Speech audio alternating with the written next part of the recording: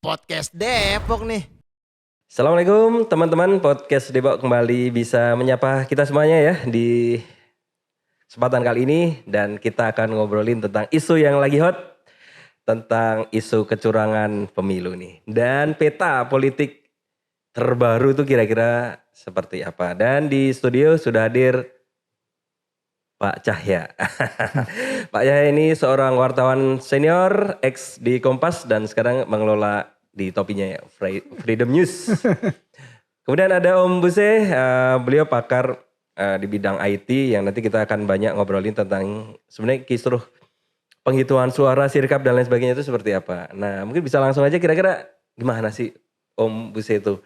Sirkap itu atau penghitungan suara yang katanya penuh kecurangan itu benar atau enggak sih? Iya, bismillahirrahmanirrahim. Assalamualaikum warahmatullahi wabarakatuh. Waalaikumsalam warahmatullahi wabarakatuh. Teman-teman sekalian, sebenarnya kalau bicara tentang si rekap ini menunjukkan kecurangan atau tidak, agak sulit kita membuktikan itu. Iya. Tapi yang menjadi masalah adalah bahwa si rekap ini untuk sebuah lembaga yang harusnya kredibel, harusnya memang dia bisa dipercaya, dan ini adalah salah satu lembaga proses demokrasi kita gitu ya. Dan sayangnya ternyata si rekap ini membuat banyak tanda tanya. Ini yang seharusnya tidak berulang kali dilakukan oleh KPU. Kesalahannya itu ya? Ya, karena dulu mereka pakai situng juga muncul masalah yang sama, sekarang pakai si rekap muncul juga masalah yang sama. Ini yang sebenarnya harusnya jadi pertanyaan. Kita belum bisa bicara atau menjustifikasi bahwa terjadi kecurangan dari sisi itu ya. Tapi yang harus dilakukan adalah kenapa ini terulang? Pertanyaannya itu, kenapa ini berulang? Terus apa nggak ada audit IT? Segitu banyak peraturan ISO yang kemudian sudah diserap oleh BSSN, tapi kemudian sistem IT KPU kita kok berulang kali seperti itu. Itu yang jadi pertanyaan. Tapi kalau isu penggelembungan suara itu sebenarnya gimana sih? Memang ada di lapangan begitu ya? Nah, kalau saya kan tidak bidangnya itu ya, tapi kalau saya lihat sebenarnya adalah kesalahan proses nih. Karena menggunakan OCR atau OMR ya, di mana ada pembacaan karakter dan marking yang secara sistem, dan ternyata sering salah. Ini yang jadi masalah, sering salah dan data itu terpublikasi, kemudian menjadi pertanyaan banyak pihak, terutama misalnya petugas TPPS ya, yang kemudian loh di tempat saya nggak sebanyak ini kok, ternyata angkanya seperti ini gitu. Melonjak gitu ya. Iya, nah ini melonjaknya juga nggak kira-kira gitu. Ditambah ternyata penambahan itu menurut hal yang banyak dibahas oleh masyarakat itu banyaknya di salah satu paslon tertentu. Nah ini yang kemudian menjadi pertanyaan sebenarnya, auditable sejauh apa auditablenya si sistemnya KPU ini, si rekap ini. Kalau itu kan ITB punya ya, dia bikinin ITB, masa ada kesalahan algoritma? Kayaknya kan enggak juga, itu kan bagi orang IT itu hal yang dasar ya. Iya, atau gimana tuh? Saya bukan meragukan kredibilitas lembaganya ya, tapi sebenarnya harusnya prosesnya, karena ini layanan publik, harusnya publik mengetahui prosesnya. Proses dari si rekap ini, maksudnya mulai dari siapa yang mendesain, kemudian sudah diujikah gitu kan ya. Kita sendiri belum tahu apakah ini alat ini atau aplikasi ini atau sistem ini sudah teruji belum. Gitu kok berulang kali salahnya kan, itu yang jadi masalah. Selepas menggunakan sistem IT gitu ya, walaupun di Indonesia kalau nggak salah penentunya kan bukan di sistem IT ini datanya gitu ya. Tapi kok berulang kali, itu yang kemudian publik bertanya-tanya, termasuk teman-teman ya, praktisi IT di Indonesia kan banyak sekali ya, gitu, banyak sekali, bukan hanya lembaga yang tadi. Itu tadi. isu di teman-teman praktisi IT sebenarnya gimana tuh mereka? Ya, yang dominan ya? yang dominan ya pastinya mereka semua juga tahu gitu ya, bahwa ini diselenggarakan oleh tadi gitu ya, oleh lembaga tadi, kemudian yang sangat disayangkan tadi ya, tidak terbuka gitu. Maksudnya tidak terbuka itu kita nggak tahu nih ini sejauh apa proses, biasanya kalau aplikasi itu dibuat kan ada rantesnya ya, ada rantesnya, sejauh apa error yang terjadi ketika terjadi dibuat rantes gitu ya. Nah karena apa? Karena begitu dieksekusi kok salahnya di luar nalar nurul gitu. ya. Gitu. Di luar hal. Kalau audit forensik IT itu berguna nggak? Iya berguna juga. Pasti kita harus melakukan audit. Kalau udah seperti ini kita harus lakukan. Masalahnya audit. siapa yang mau melakukan itu loh, Pak? Ya kan? Iya kan, ketika itu kan ya butuh biaya, butuh ini kan audit. Harus siapa yang akan kalau melakukan audit ID itu pasti tidak sia-sia karena kita harus tahu ini salahnya di mana, ini kemudian yang menjadi menjadi handicap buat kita ini apa sih sebenarnya gitu. Kurang apa sih orang Indonesia menjadi praktisi IT di Indonesia, bahkan banyak yang diakui di luar negeri. Mereka kerja dan menjadi praktisi IT di luar negeri. Kok di giliran soal yang 5 tahun sekali, ini nggak tiap tahun loh. 5 tahun sekali terjadinya berulang. Kalau kesalahan yang paling fatal apa di Sirekap ini? Tadi kesalahan paling fatalnya adalah tadi di proses OCR atau OMR-nya tadi ya, sehingga OCR angkanya itu dari gambar form itu ya, form C1 ya, form C1, kemudian dia direkap, itu kesalahan fatalnya di sana, sehingga jumlah itu menggelembung di beberapa di paslon tertentu lah ya. Sampai saya kemarin tuh baca berita ada yang menyatakan kemudian dihentikan sementara lalu dilakukan audit gitu ya. Kok kejadiannya kayak gini gitu. Padahal si rekap ini tujuannya adalah untuk membantu gitu ya, untuk mengawal bahwa proses ini dilakukan dengan benar. Nah, alat bantunya aja salah mau gimana? Oh iya. Tapi kan misalkan satu TPS ada 300 pemilih misalkan. Iya. Tapi kenapa dia bisa menggelombang jadi ribuan begitu? Nah, ini yang saya dengan teman-teman pernah waktu 2019. Waktu itu namanya situng. Hitung ya. Ya, namanya situng. Terjadilah salah input oleh petugas. Misalnya gini, dalam jumlah satu TPS tertentu misal 500. Ternyata penjumlahan dari suara, baik suara sah atau tidak sah, lebih dari 500. Harusnya kan ada barrier, ada proses yang dilakukan oleh aplikasi. Dan kalau salah hitung, kalau salah masukin lebih dari 500 harusnya di reject. Nah ini kan nggak terjadi. Reject by system ya? Reject by system harusnya gitu. Bahwa ini Anda salah melakukan input data. Jadi koreksi lagi, auto correction gitu kan ya. Maksudnya si petugas, oh iya saya salah. Gitu. Ini saya salah. Ini kan tidak ada notifikasi apapun. Termasuk OCR-nya. Si OCR yang sekarang nih, si rekap namanya. Melakukan hal yang berulang. Dibaca 200, 300, harusnya 500. Tapi dibaca yang 1 200, 1 500, dibaca 800. Padahal jumlahnya 500. Harusnya secara sistem di reject dong. Nggak langsung dimasukin gitu kan. Ini ternyata sistemnya nggak bekerja. Saya nggak ngerti ya. Tapi bagaimana sistem di dalam. Tapi harusnya itu terjadi gitu. Bahwa ada barrier, ada... Itu tinggal masukin ini aja kok, tinggal memasukkan data saja. Apa variabel-variabel yang menjadi alat ukur tadi. Gitu. Kalau terjadi kesalahan, jumlahnya lebih besar berarti di reject. Nah kan gitu. Nah ini kan enggak, dimasukin aja semua sehingga wajar kalau kemudian publik gitu ya merasa kok ada apa nih gitu. Nah, gitu. Ini saya baru sebatas itu ya, tidak punya. Tapi kalau Om Busing lihat ini, apakah penggelembungan suara di paslon tertentu itu memang terjadi dan apakah itu bisa diadvokasi? Ya, kalau terjadi atau tidak betul tadi harus dilakukan audit ya. Ya, IT forensik ya. Nah, itu harus dilakukan kalau memang kita mau membuktikan itu. Nah, tapi sebatas apa kita bisa membuktikan itu? Kalau pengalaman kemarin sebagai tim salah satu paslon. Ya, saya nggak, sebenarnya waktu itu bukan tim paslon ya. Saya hanya merasa bahwa ini ada proses yang janggal. Kemudian kita protes. Nah, kemudian data itu dipakai dan dijadikan alat untuk melaporkan ke Bawaslu, itu lain perkara. Tapi pada prinsipnya kami yang praktisi IT ingin gitu ya, banyak yang ingin bahwa sistem IT kita, utamanya ini kita bahas KPU ya harus auditable lah ya, terus juga harus secara sistem terbukti bagus gitu, sehingga dan transparan ya. Transparan sehingga tidak kayak sekarang tiap tahun soal IT lagi, tiap 5 tahun ya, tiap 5 tahun IT lagi. Ini kok kayaknya orang IT Indonesia nggak ada yang bener gitu kan. Gitu Pak, kesannya yang timbul gitu ya. Nah sekarang kalau kita lihat politik terbaru nih, ini Pak Cahya kan sebagai seorang wartawan senior kan ngelihatnya lebih luas, paslon tertentu segala macam. Nah kira-kira ngelihatnya peta politik terbaru itu bakal gimana? Apakah ini Bang Surya dan PKS bakal gabung dengan Atau masih ada advokasi ini, wah tetap nanti ada 2 putaran dan lain sebagainya. Kira-kira Pak Cahya lihatnya sebagai seorang wartawan senior seperti apa? Ya kalau lihat perkembangan terakhir kan yang mau digulirkan itu hak angket ya. Hak angket DPR sama ya. pansus. Karena itu hak konstitusional.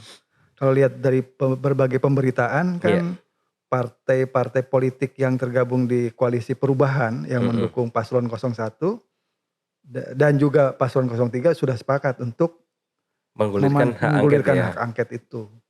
Cuma kan kalau nggak salah menurut ahli hukum tata negara itu tetap pada akhirnya katakanlah rekomendasi dari hak angket itu ada kecurangan dalam pelaksanaan Pilpres 2024. Tetap itu nanti yang memutuskan secara hukum ya. Iya. Yang final dan mengikat itu tetap MK karena sengketa pilkada pemilu itu di MK.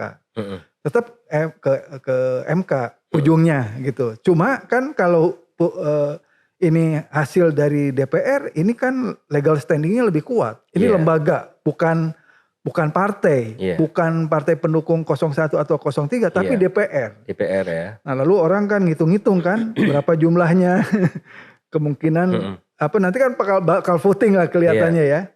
Nanti apakah ada yang masuk angin atau enggak gitu ya. P3 bagaimana, apakah ke 02 atau tetap di 03 gitu kan. Tapi kalau goal dari angket itu sendiri sebenarnya dia pengen ngapain sih?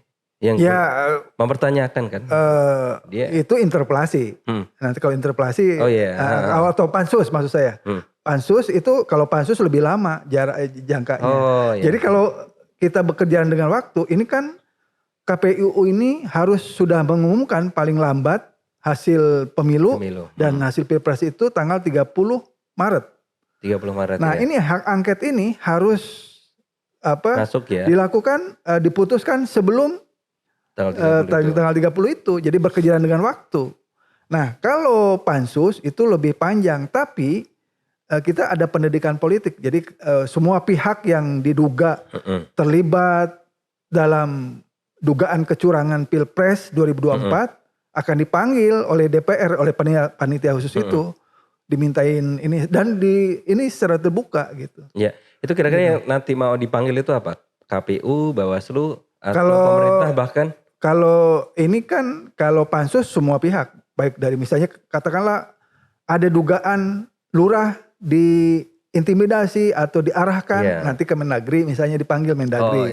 Lalu soal bansos misalnya, berapa penggunaan bansos ini ada dugaan penyelewengan misalnya, Menteri Keuangan dipanggil.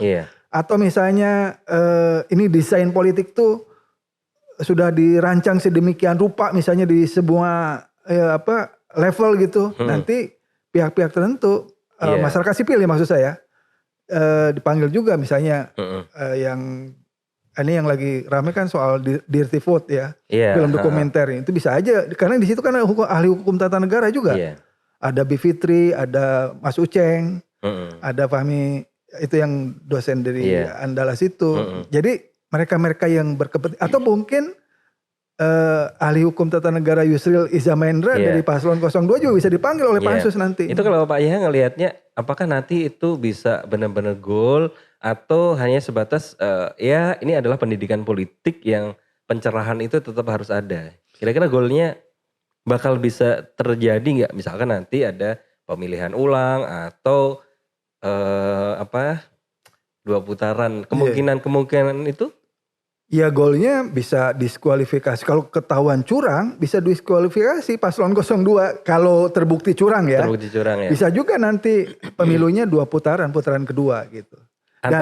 Kalau putaran kedua itu antara ya bisa 1 juga dan 3 1 ya? dengan 3. Kalau itu diskualifikasi ya.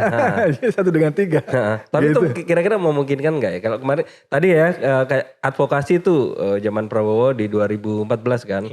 Kan ada banyak juga kan kecurangan isunya kan. Tapi akhirnya toh mereka nyerah juga gitu kan. Nyerah juga dan akhirnya malah Prabowo Sandi gabung dengan pemerintahan Jokowi. Nah apakah ada kemungkinan ini? Jadi isu berantem itu kan di grassroots ya, di masyarakat bawah. Tapi sementara elitnya ntar ternyata PKS gabung dengan Prabowo misalkan. Atau Nasdem Surya Paloh gabung. Itu kan artinya bagi publik wah ternyata begini ya politik. Kira-kira Pak ya? Kalau saya sih melihat di perkembangan terakhir ya, kan kemarin waktu Jokowi Surya Paloh ketemu Jokowi seolah-olah dia akan nyebrang kan, tapi kan dalam jumpa pers terakhir nggak bilang begitu ya. Dia menyatakan bahwa dia akan tetap di jalur perubahan.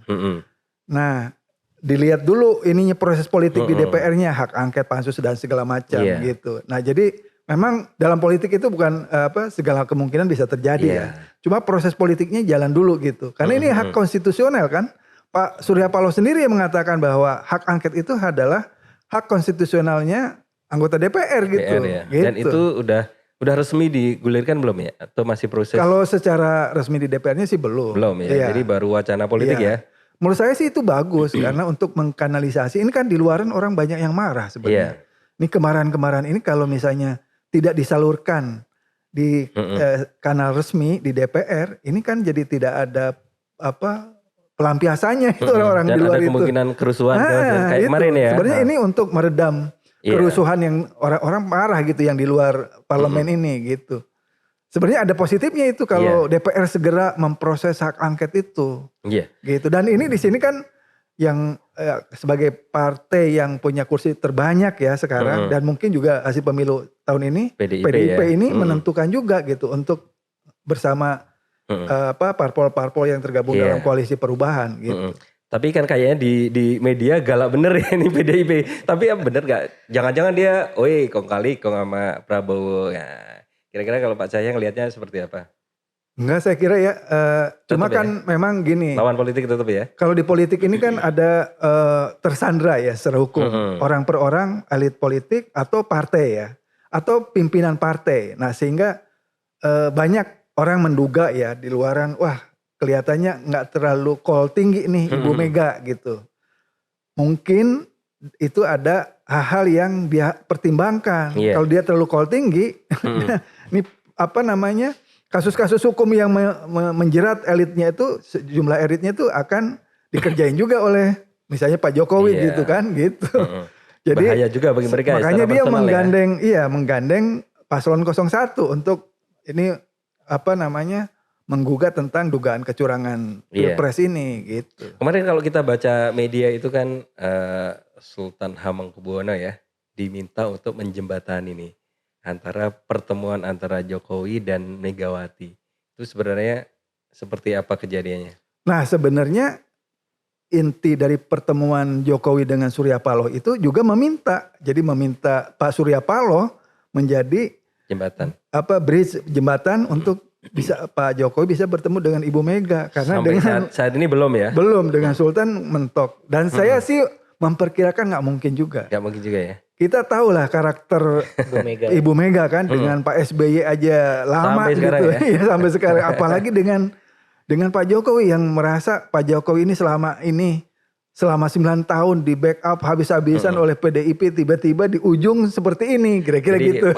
Pak Sasya ngelihatnya kayaknya PDIP bakalan vis ya sama itu ya. Udah end lah kira-kira. PDIP ya? Dengan Pak Jokowi end lah kira-kira gitu bahasa gaulnya. Ini ya. Iya. Udah selesai hubungannya. Selesai ya? Iya gak mungkin diperbaiki lagi itu.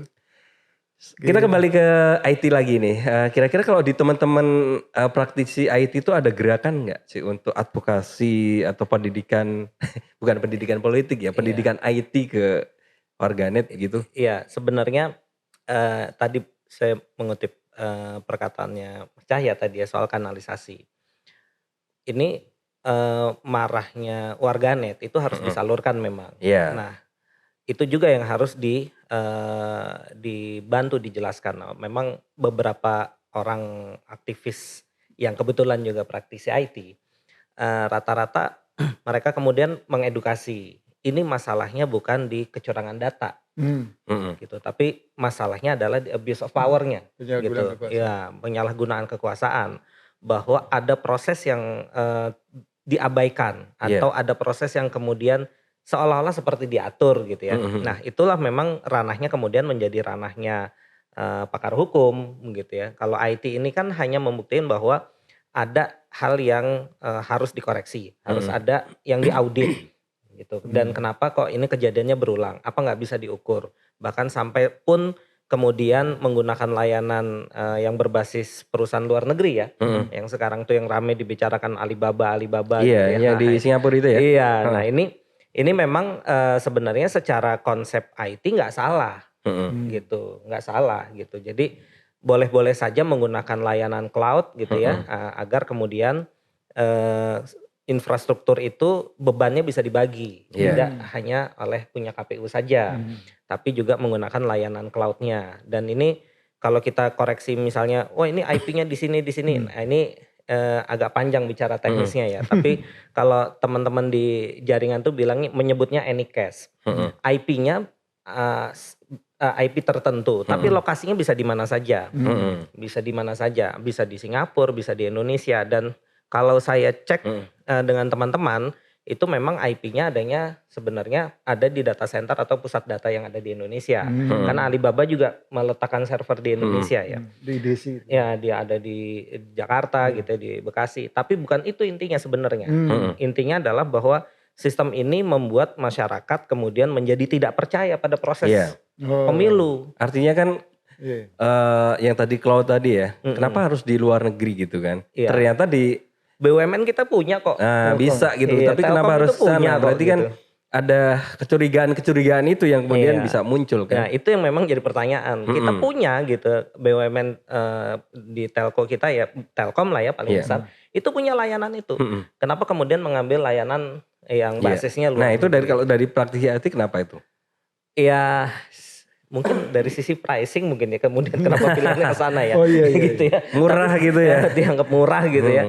Tapi sebenarnya Telkom sanggup melakukan itu. Dan boleh dibilang kan traffic internet paling besar di Indonesia itu adanya dari Telkom. Tapi kalau cuma murah kan sebagai penyelenggara negara bagi KPU naif banget kan? Iya, untuk itu murah sebenarnya gitu kan, yang ya. jadi pertanyaan. Kenapa kemudian hal-hal kayak gini ini nggak dibaca? Iya. Gitu. IT ini kan supporting, bukan penentu. Harusnya dibaca secara politik. Kalau ini kemudian ditaruh di luar, mana perusahaannya juga bukan perusahaan yang ada di Indonesia gitu ya. Dan ini yang kemudian harusnya jadi pertimbangan. Ini yang kita harus edukasi. Marahnya warganet, marahnya publik terhadap ini adalah bukan pada proses tadi, bukan pada IT-nya sebenarnya, tapi tadi bahwa dari awal banyak orang tidak percaya pada proses pemilu di Indonesia. Itu yang sebenarnya terjadi. Dilalah kok punya sistem IT gitu yang juga layanan publik begitu juga. Nah ini yang sebenarnya tapi kalau di luar itu aman nggak secara security-nya? Sebenarnya kalau lihat kondisi aman, harusnya lebih aman menggunakan layanan cloud ya, seperti yang sekarang. Tapi sekali lagi tadi, publik kan nggak semua ini, awam kan bingung ya, ini server adanya di mana gitu.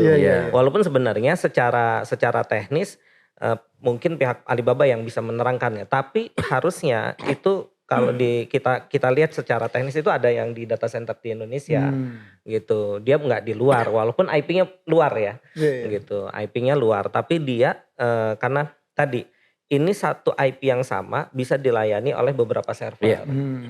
Orang nyebutnya anycast namanya.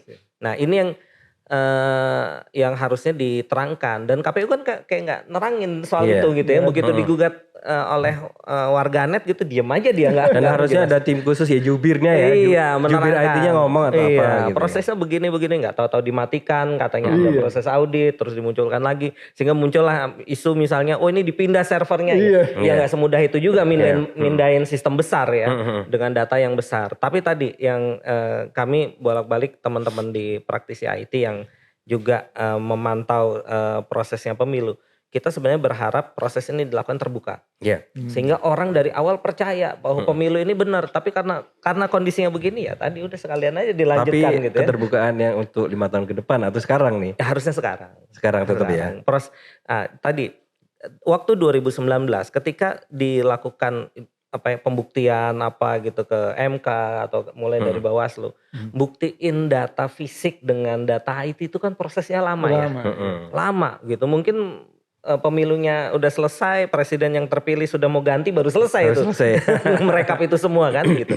Nah ini yang sebenarnya kalau saran saya secara pribadi, jangan melihat dari tadi ya, dari sistem. Jadi kalau pengen melakukan advokasi, Iya. jangan IT-nya ya. Iya, jangan Tapi IT-nya. lebih ke proses apanya nih, hukumnya, proses pemilunya. pemilunya ya. Proses pemilunya yang tadi dijelaskan oleh Mas Cahya lebih utama kepada itu. Kenapa? Kalau kita sibuk di IT, rame iya, bisa menjadi barang bukti enggak?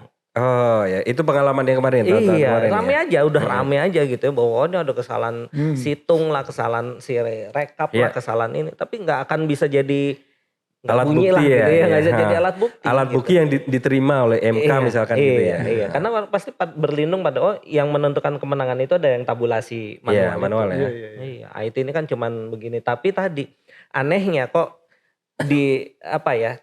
seperti dibiarkan gitu, bahwa informasi ini tiap hari ada informasi Iya. baru lah inilah, sehingga orang jadi makin nggak percaya. Itu Iya. yang saya saya sampaikan juga kemarin ke teman-teman yang menjadi tim advokat di salah satu paslon. Saya bilang jangan ribut soal IT. Kenapa? Nggak bakalan bisa dipakai. Iya. Mendingan advokasi via instrumen lain ya. Instrumen lain gitu ya. Karena kalau pakai IT ya ramenya doang. Iya. Gitu. Karena toh nanti bisa ini udah bisa diaudit, bisa bisa dirubah angkanya, kayak kemarin tuh kan si rekap di audit ulang ya. Iya. Ya audit ulang sehingga yang katanya salah-salah sudah diperbaiki gitu. Nah, dia bisa jawab dengan begitu, selesai. Karena Mas Yahya nih, kalau kita ngelihat pergerakan elit yang tuh kira-kira dalam waktu dekat ini apakah ada kejutan-kejutan dari pergerakan di elit? Ya kalau lihat informasi-informasi di depan panggung atau di belakang panggung politik itu kan ada rencana pertemuan antara Pak JK, Pak Yusuf Kalla dengan Ibu Megawati. Nah ini kan kalau pertemuan itu terjadi akan memberi pesan yang penting, pesan politik. Jika representasi dari 01 1 ya? dan 03. Oh 01 dan 03 Iyalah, ya? kan Pak JK pendukung 01. Iya. Ibu Megawati kan pendukungnya Pak Ganjar, Pak Mahfud. Oh iya. Jadi ini akan memberi pesan kepada anggota DPR yang di parlemen untuk segera menggulirkan proses politiknya ya, menggulirkan hak angket atau pansus. Nah, kemudian pesan yang sama untuk Pak Jokowi yang terang-terangan sudah mendukung paslon 02 kan gitu. Jadi sekarang ini ya 90% PDI, PKS, Nasdem oposisi gitu ya? Belum tentu juga. Ini kan kalau kita bicara oposisi kan karena kan belum tahu siapa Hasilnya ya. Hasilnya kan orang Diskusi itu belum iya, muncul seolah ya. kan orang sekarang di framing seolah 02 ini pemenangnya. Yeah. Sehingga yang jadi oposisi Nasdem, PKS, PKB gitu. Padahal belum tentu juga. Gitu kan kalau misalnya pemilunya diulang atau 02-nya didiskualifikasi kan nanti yang maju 01 sama 03 bisa itu begitu. bisa kisruh gak kalau 02 di Tapi itu unik ya, diskusialisasi? maaf unik nih Mas. Paslon 02 itu adalah yang meributkan sistem IT pada 2019. Iya. Ya kan meragukan itu sehingga memprotes klaim sepihak bahwa pada saat itu Pak Jokowi yang menang gitu kan ya. Nah sekarang kok seperti abai gitu ketika si rekap kayak gini gitu ya. Dulu ketika situng salah input ramenya bukan main gitu ya. Tapi ketika sekarang si rekap bermasalah, Diam aja karena diam menang aja gitu kan ya. Nah, gitu. Justru merayakan kemenangan. Justru merayakan kemenangan. Ini agak aneh sebenarnya kan. Kalau saya melihatnya karena pada 2019 itu ikut sumbang sedikit lah skill kita gitu ya. Kok aneh giliran sekarang ada kayak gini nggak ikut ribut gitu ya. Padahal dulu ribut sekali gitu ya. Bahkan sampai turun di depan Bawaslu itu malam-malam itu kan gitu. Itu kalau nanti di tim IT kira-kira mau ada apa tuh? Teman-teman kira-kira untuk kedepannya biar lebih baik nih si rekap ini atau kira-kira? Iya, sama waktu sebelum kurang lebih setahun lebih sebelum pemilu ya dan waktu itu sudah mulai terlihat nih Pak Anies akan maju gitu ya. Saya bahkan pernah usulkan tuh untuk lakukan audit IT di sistem KPU sehingga tidak terjadi hal semacam ini gitu ya. Tapi sepertinya memang belum bisa dilakukan. Tapi kalau prosedur audit IT itu gimana itu di teman-teman IT-nya? Ya sebenarnya dilakukan bisa secara terbuka karena ada standarisasi kan, dan ini standarisasinya internasional kok gitu. Iya. Untuk layanan publik menggunakan ISO berapa, IT security menggunakan ISO berapa, dan itu pihak BSSN juga sudah menyerap aturan-aturan tadi untuk di SNI ya. Nah, itu tinggal lakukan saja sebenarnya secara terbuka, dan kan nggak ada hal yang perlu ditutupi untuk itu.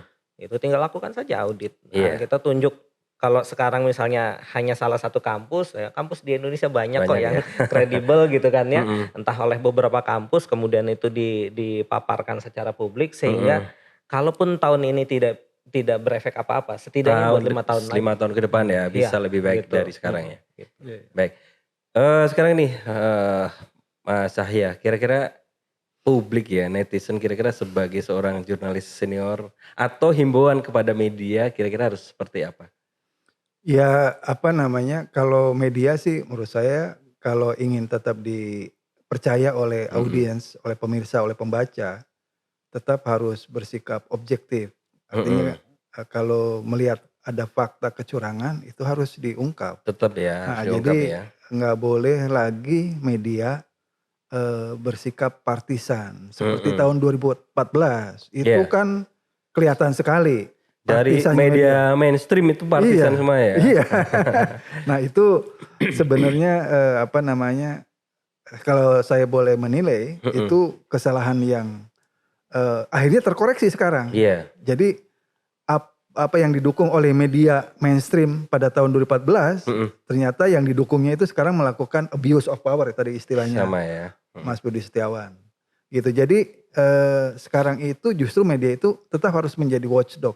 Harus siapapun pemimpinnya, siapapun presidennya, dia harus kritis. Tidak menjadi bagian gitu. Jadi media itu harga mati, jangan partisan gitu ya. Iyalah. Jadi harus berjarak dengan birokrasi, dengan penguasa itu harus berjarak. Tapi gitu. idealnya kan begitu, tapi dalam praktiknya kira-kira yang bermain itu di elit owner dari medianya atau jangan-jangan wartawannya sendiri main juga gitu. Ya ini kan kalau lihat landscape media sekarang, sebenarnya kan media itu sudah jadi industri sudah lama kan. Iya. Jadi kepentingan industri itu udah sangat kental di situ. Tapi bahwa wartawan itu ada pekerjaan profesi yang itu beda gitu. Iya. Artinya wartawan itu nggak bisa diatur-atur. Ya boleh perusahaan persnya dia Partisan kapitalis industri ya. Oh, tapi industrinya. wartawannya nggak bisa dibeli Tetap mestinya ya. gitu. Medianya nggak bisa dibeli gitu. Harusnya begitu. Iya. Harusnya tetap independen gitu. Tapi kalau Dewan Pers sendiri menyikapi pemberitaan di pemilu ini tuh mereka ininya seperti apa kira-kira? Ya kalau saya perhatikan di pemilu sekarang kan Dewan Pers juga bersikap objektif ya. Iya. Dia sebelum pemilu kemarin hampir semua paslon diundang semua kan. Iya. Dan itu menunjukkan Deklarasi bahwa itu dia ya. paling tidak netral lah. Sebenarnya idealnya itu objektif gitu. Dia bisa mengkritik ke siapapun gitu. Iya. Dan tugas media itu. Tugas wartawan itu memberikan kritik, bukan menjadi Mendukung. bagian. Kalau menjadi Iya. bagian itu namanya humas kan gitu. Jadi media itu dia obligationnya itu kepada pembaca, kepada audiens, kepada pemirsa. Itu tanggung jawab moralnya gitu. Katanya ini kalau dalam hadisnya itu kalau jurnalisme itu katakan yang benar walau pahit. Nah kalau humas katakan yang katakan yang baik atau diam. Iya. Ya Gitu. itu sah-sah aja Sah-sah gitu. aja ya. Karena masing-masing punya pegangannya gitu. Iya. Punya basis untuk dia bekerja gitu. Yang penting profesional. Humas bekerja profesional, wartawan juga bekerja profesional. Asal saling menghargai satu sama lain. Tapi kan kalau gitu. pasnya ngelihat yang gede ya, Metro, TV One, Kompas itu mereka cenderung tahun ini ya, Ya. partisan atau mereka cukup ya objektif lah. Ya kalau memang tidak bisa dilepaskan ya dari sosok ownersnya. Katakanlah MNC Group tidak bisa dilepaskan dari sosok Haritanu. Haritanu, ya. Yang sekarang Perindo mendukung paslon 03. Demikian juga grupnya Media Group. Surya Paloh mendukung paslon 01. Itu tidak bisa dipisahkan. Tapi dalam pembobotan pemberitaan dalam sebuah siaran misalnya atau pemberitaan mana yang paling tetap harus diberi tempat gitu. Nah kalau media-media yang nggak terafiliasi dengan partai misalnya, kayak Kompas Iya. harusnya lebih menunjukkan objektivitasnya seperti Tempo juga misalnya. Dan menurut saya banyak aspirasi masyarakat itu sekarang ini Iya. terwakil oleh konten-konten yang dibuat oleh majalah Tempo dan koran Tempo iya. gitu. Jadi seolah-olah terwakili gitu kegelisahan publik itu oleh investigasi atau pemberitaan-pemberitaan yang Iya. ditampilkan oleh Jadi majalah dan koran Tempo. Investigasinya ya Iya, dalam ya. apalagi ada program di YouTube-nya itu Bocor Alus kan. Iya, Jadi itu yang gosip-gosip sebenarnya politik juga ditunggu. A1 ya. Iya, Iya. gitu. Tapi kita apakah itu kan podcast juga ya? Apakah Iya. masih bisa disebut itu sebagai produk jurnalistik? Karena gini ya, itu kan hasil investigasi. Jadi Iya. apa yang mereka sampaikan di podcast itu, dia tulis juga gitu sebenarnya. Oh, di media. Jadi di medianya itu karena itu hasil investigasi gitu. Iya. Jadi dikemas lebih ringan mungkin ya. Karena kan ini landscape media ini kan berubah. Iya. Ada yang masih membaca di kertas atau di online, ada juga yang senang ini lihat podcastnya gitu. Senang diceritakan ya. Diceritakan gitu. Iya. Gitu. Jadi apalagi kan Gen Z sama milenial kan ininya berubah gitu berubah, cara literasinya gitu. Literasi digitalnya Iya, cari literasi dia digitalnya. informasi ya. Betul. Sekarang nih Mas Buse ini, kira-kira edukasi IT ke teman-teman publik lah, netizen, warganet seperti apa? Iya, sebenarnya sejalan tadi dengan perubahan landscape media ya. Saya rasa citizen journalism itu dengan adanya IT itu semakin bisa bersuara gitu. Hanya saja nanti kita tinggal bicara soal kurasi atau validasi berita ini benar atau tidak. Nah, menjadi baik adalah mungkin sudah 3 kali pemilu terakhir ya. Teman-teman IT kemudian membuat web dan web ini adalah mereka menampung data-data dari TPS walaupun itu independen. Yang Ini kawal pemilu ya salah satunya ya. Salah satunya kawal pemilu. Ini kan cara kita kemudian mengawal proses demokrasi ini berjalan dengan baik. Iya. Gitu. Nah, ini yang harus diedukasi. Jadi kan IT ini sebagai pendukung itu tadi. Dan saya nggak tahu apakah kemudian nanti ketika misalnya terjadi proses advokasi sampai ke MK atau apa ini kemudian bisa dijadikan data atau tidak gitu ya. Karena pengalaman saya waktu itu ikut dalam proses itu memang agak sulit ya. dijadikan alat bukti, dijadikan barang bukti. Karena memang tetap harus bentuk aslinya ya, hard copy-nya. Nah, ini yang sebenarnya proses kita untuk mengedukasi masyarakat gitu ya, warga negara bahwa mereka bisa ikut mengawal proses supaya ini berjalan dengan baik. Dan bagaimanapun walaupun mungkin tidak bisa menjadi barang bukti, tapi setidaknya pengawalan kita di media sosial ini menjadi sesuatu yang dipertimbangkan oleh pemerintah. Dan gitu proses edukasinya tetap ada itu tetap ada sehingga orang tahu ini harus kita kawal. Oh, ini kita harus tahu prosesnya. Oh, ini kita harus bisa melihat secara transparan. Kalau dulu kan orang nggak tahu, ya udah prosesnya udah nyoblos, habis itu udah tinggal yang menang ini, gitu kan. Kalau sekarang kan kita bisa lihat, ada konflik, ada perbedaan, ada kesalahan, bahkan kalau kita lihat di TikTok itu ada yang kecurangan di daerah, itu mereka upload videonya kan gitu ya. Gitu. Itu mereka upload itu videonya, atau misalnya di media sosial yang lain gitu kan. Nah, ini sebenarnya yang harus menjadi lahan pendidikan buat teman-teman di IT supaya Indonesia yang butuh itu adalah demokrasi yang jujur. Nah, kayak saya ingat sekali dulu pernah ketemu Pak Rizal Ramli ya, almarhum. Itu kan kalau menyebut demokrasi di Indonesia beda-beda tuh. Ada yang demokrasi penjahat lah, apalah gitu kan ya. Nah, kita butuh demokrasi yang jujur. Nah, salah satu cara ngawalnya tadi dengan menggunakan fasilitas IT. Apapun itu ya, mau media sosial, mau kemudian yang transparan dan bisa dipercaya. Betul. Kita membuat sistem, bukan sistem tandingan ya, kita membuat sistem di luar, sistem yang independen yang kemudian bisa menjadi pengawal tadi ya. Gitu. Nah, ini kan memudahkan sebenarnya, tapi sayangnya tadi kita masih jauh ketinggalan nih dibandingkan negara lain. Gitu ya, jauh ketinggalan, padahal pakarnya banyak. Gitu ya. PR ya buat teman-teman praktisi itu emang tuh ini. Pak Cahya, kira-kira edukasi ke publik dan ke media harus seperti apa nih? Jadi biar kita lebih well educated dalam berdemokrasi, ada kedewasaan segala macam. Ya menurut saya kalau kita bicara demokrasi, media itu kan pilar keempat ya. Iya. Setelah eksekutif, yudikatif dan legislatif. Jadi fungsi kontrol sebenarnya di periode Pak Jokowi ini media itu harusnya berperan sebagai media kontrol ya. Di mana fungsi itu yang harusnya dilakukan oleh DPR sekarang tidak berjalan sebagaimana seharusnya kan gitu. Jadi kalau itu bisa dilakukan, padahal kalau menurut saya justru fungsi kontrol dari DPR atau media itu justru jalan pada saat zaman Orde Baru, walaupun ada telepon ya misalnya telepon malam-malam supaya berita ini jangan diturunin itu ada juga sih kasus zaman kayak Orde gitu. Baru, kontrol ke penguasa jalan ya. Jalan dengan caranya ya, dengan caranya waktu itu jalan. Jadi dari DPR juga kan walaupun terutama misalnya dari partai waktu itu kan cuma ada 3 PDIP, P3 sama Golkar kan. Dari P3 kita tahu tuh ada banyak legislator yang vokal waktu itu, yang ahli pertanian misalnya. Saya masih ingat tuh Imam Hurmen, Pak Hamzah tuh ahli APBN tuh. Itu mereka kritis tuh ke pemerintah, ke Menteri Keuangan waktu itu.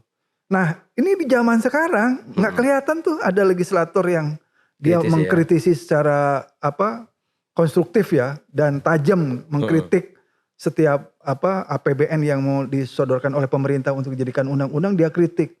Dulu itu ini intens gitu loh. Ini pembahasannya 10 tahun ini nggak kelihatan ya? Nggak kelihatan. Jadi seolah-olah tukang ketok palu aja gitu. Gitu. Nah itu jadi ada menurut saya sih peradaban. Ini sebenarnya tugas media loh. Jangan sampai peradaban bangsa ini mundur. Kalau saya sih melihat mundur ini.